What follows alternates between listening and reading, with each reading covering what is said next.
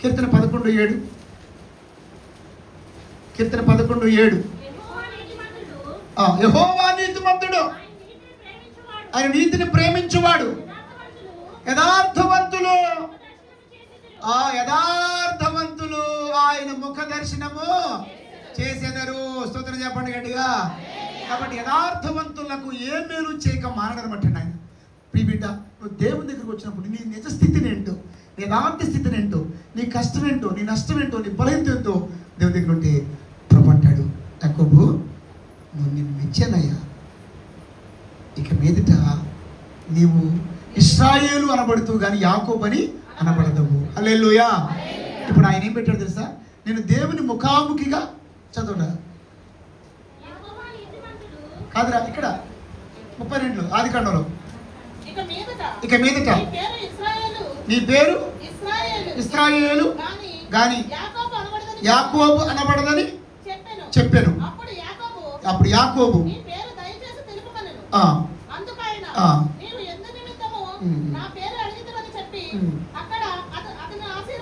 బిడ్డ, మీకు సంగతి చెప్తాను. యాకోబు దేవుని సన్నిధికి వచ్చినప్పుడు తన జీవితం మారింది. స్తోత్రం చెప్పాలి. హల్లెలూయా. ఈ రోజున మీ జీవితం కూడా ఈ మందిరంలో మార్చబడును గాక. ఈ 2 ఏళ్ల నుంచి ఎంతో మారారు మీరు ఇంకా మారబోతున్నారు. హల్లెలూయా. యాకోబు పేరే కాదు, జీవితం కూడా మారింది. ఆ తర్వాత యాకోబు ఏమయ్యాడు? దేవుడి చేత ఆశీర్వదించబడ్డాడు. మీరు ఇంకా ఆశీర్వదించబడుదురు గాక. ఆ పేరుకి ఏం పెట్టాడు చెప్పండి? దేవుని ఈ స్థలమునకు, ఆ స్థలమునకు పెనూయేలు అని పేరు. పెనూయేలు అంటే అర్థం చెప్పండి? ఈ గుడివాడ ప్రాంతానికి, ఈ ఆంధ్ర రాష్ట్రానికి ఈ మెస్సయ్యేశ్వరం మందిరం ఒక పెనూయేలగును గాక. ఇప్పుడు చెప్పండి, ఎవరి ముఖం చూశాడా ఆయన అక్కడికి వచ్చి? స్తోత్రం చెప్పండి. హల్లెలూయా. వందలాది మంది ప్రజలు వచ్చి దేవుని ముఖమును చూచుదురు గాక, దేవుడు దర్శనము చూచుదురు గాక, దేవుడి చేత ఆశీర్వదించబడుదురు గాక, పోరాటంలో గెలుచుదురు గాక. ప్రార్థన చేసుకుందాం. మీరందరూ నిలబడండి ఒకసారి. మనుషుల వైపు చూస్తున్నావా? ఆటంకాల వైపు చూస్తున్నావా? దాటిపో. నువ్వు దాటాలని ఆశ, నువ్వు అడుగు, నేను దాటాలనుకుంటున్నాను అనే కోరిక నీకుంటే చాలు. దాటించే దేవుడు నీకున్నాడు. నేను తల్లి భుజముల మీద ఎత్తుకునే దేవుడు ఉన్నాడు. అగాధ లోయలైనా, పర్వతాలైనా, లోయలైనా, జలాలైనా, ఆటంకాలైనా, నిందలైనా, కష్టాలైనా, ఎన్ని ఆటంకాలు దాటుకుంటే మీరు ఇక్కడ దాకా రాగలిగారు. ఏమైనా దాటలేని స్థితులు ఉన్నాయా బిడ్డ? పంపించేసావా? ఇంకా ఇగోదా? నువ్వు సమాధానం పడవచ్చు కదా. ఇంకా తగ్గరాన్ని ఆహారాన్ని బిడ్డ పంపించేయి.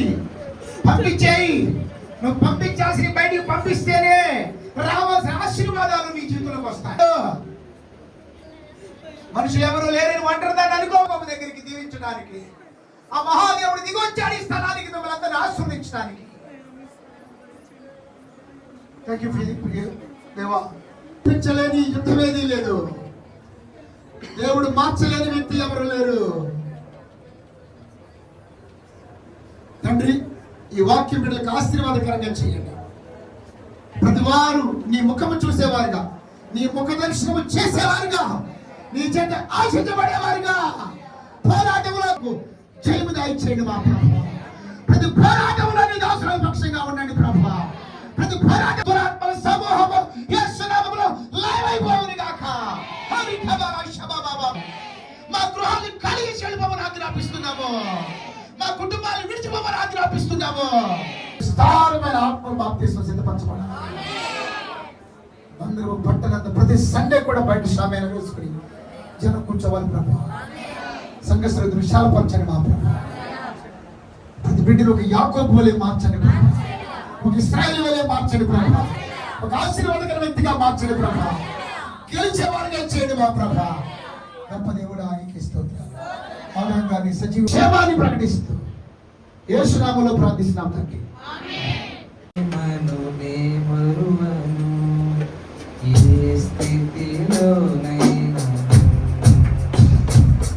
సమర్పణతో సేవించెదను నిన్నే, సజీవుడవై ఆరాధించెదను నిన్నే. సమర్పణతో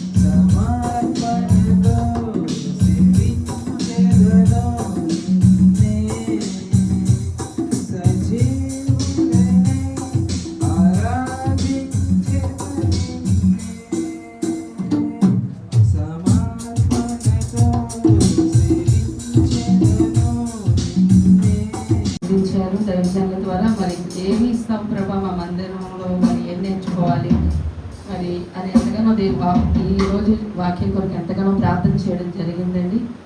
మరి దేవుడు మరి మంచి వర్తమానం మనకి అందరికీ, మరి నాకైతే ఖచ్చితంగా కరెక్ట్గా అవసరమైంది వచ్చింది. మరి మీరు కూడా అలా అనుకుంటున్నారా?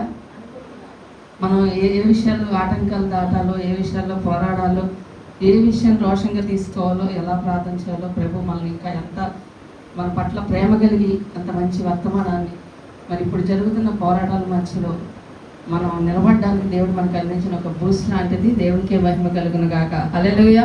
ఈ చక్కటి వాక్యాన్ని మన కొరకు దేవుడి దగ్గర సిద్ధపరచుకుని వచ్చిన దైవజనులకి ఎంతగానో మరి వందనాలు తెలియపరచుకుంటున్నాను. మరి దేవునికి వందనాలు. కూర్చుందామండి. బిడ్డలందరూ కూడా మరి వారి గుప్పట్లు విప్పేయడం జరిగింది.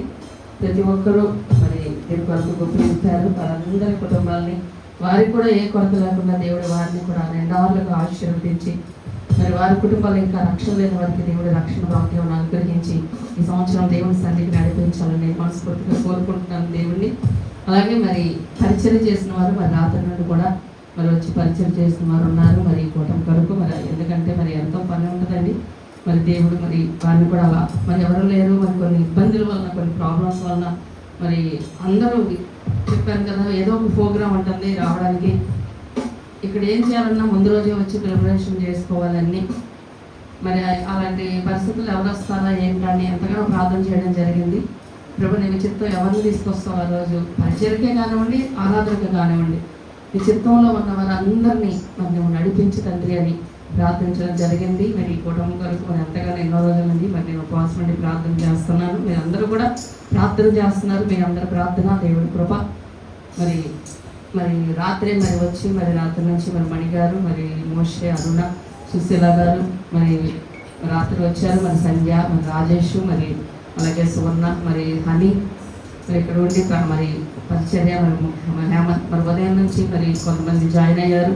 మరి అయ్యాక కూడా చాలా పరిచయం ఉంటుంది. మరి నిజంగా మాది ఇది మాది అన్న భావంతోనే అందరూ చేస్తున్నారండి. వారందరికీ నా హృదయపూర్వక వందనాలు. మరి వస్తారు, మీరు వచ్చామా వెళ్ళామని కాకుండా చక్కగా భారతీయ పరిచయం చేస్తున్నారు. దేవుని సన్నిధిలో దేవుడు మీ కుటుంబాలను ఆశీర్వదిస్తాడు. అలాగే ఇక్కడ ఏం చెప్పినా దాన్ని మరి భారం అనుకోకుండా ప్రతి ఒక్కరు కూడా మరి చేస్తున్నారు. ఇది మా బాధ్యత, మా కుటుంబం అని అందరిని బట్టి ఆ వాక్యాన్ని బట్టి కూడా దేవుడు ఎంతో సంతోషిస్తున్నాడు. అలాగే కార్యాలు జరిగిస్తున్నారు. అలాగే గుప్పిలిచ్చిన ప్రతి బిడ్డలకు కూడా మరి నా హృదయపూర్వక వందనాలు. దేవుని యొక్క దేవుళ్ళు మీ అందరికి కూడా ఉంటాయని మనం చేసుకుంటున్నాను.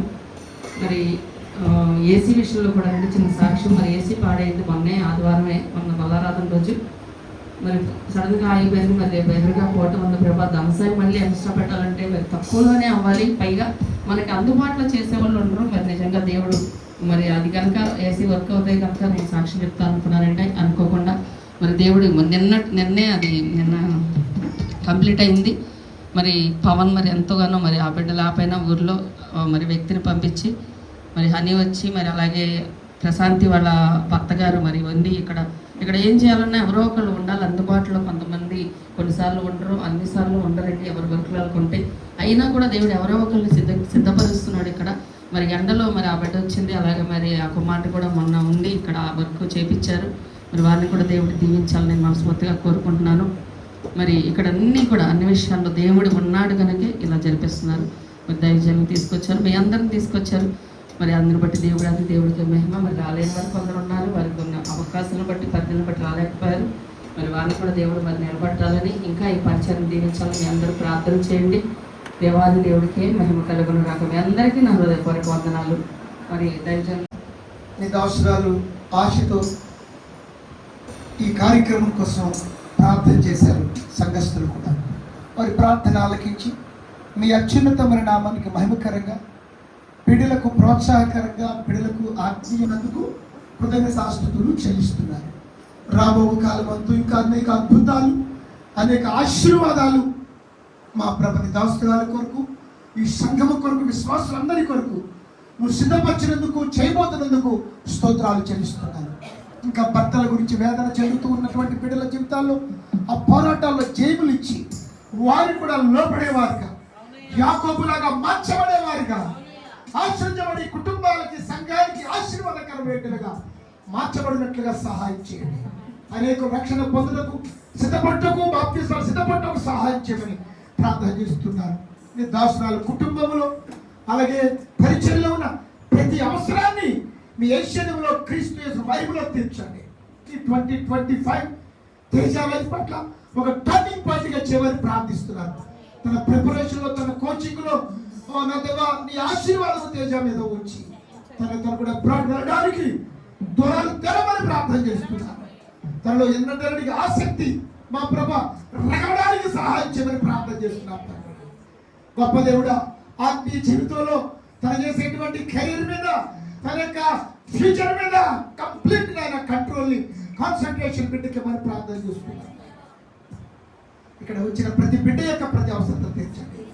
ఏ స్థితిలో వచ్చినాను అయ్యా, నీ సన్నిధికి యాకోబుగా వచ్చి ఇశ్రాయేలుగా ఆశీర్వాదంతో తిరిగి వెళ్ళాడు ప్రభువా.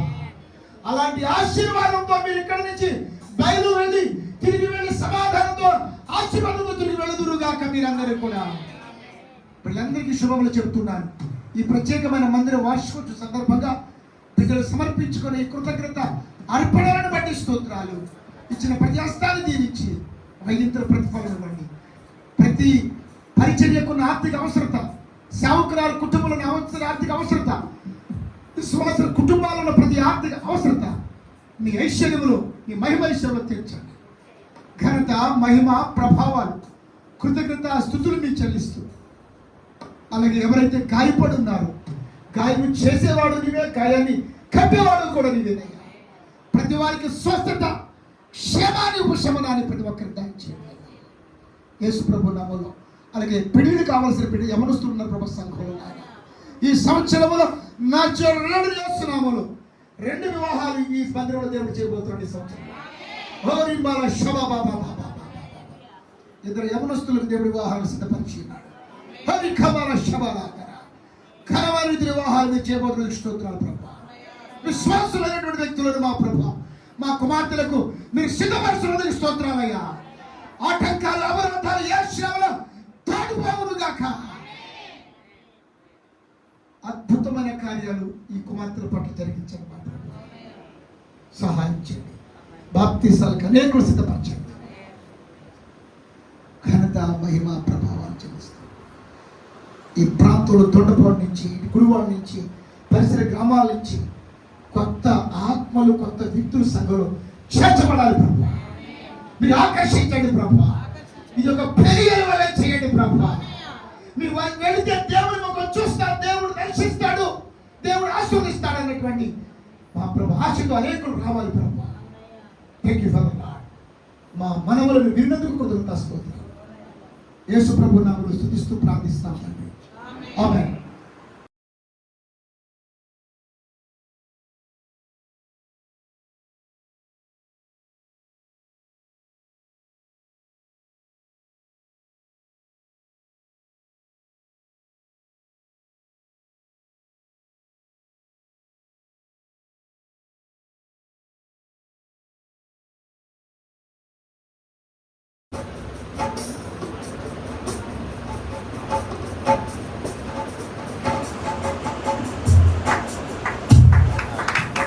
బిడ్డల ప్రేమతో అనేక మారులుగా మేము వీరితో అనుబంధము నీ నామములో ఏర్పరచబడినప్పటి నుంచి ప్రభా, ఏడాది ఆయా సందర్భాల్లో దైవజనురాలకి నాకు ప్రేమపూర్వకంగా, కృతజ్ఞతాపూర్వకంగా, ఎంతో భక్తిభావంతో ప్రభా వస్త్ర సమర్పణ చేస్తూ వస్త్రాలు బహుకరిస్తూ ఉండగా తండ్రి, వారికి మేము ఎంతో రుణస్థులము నాయన. Thank you.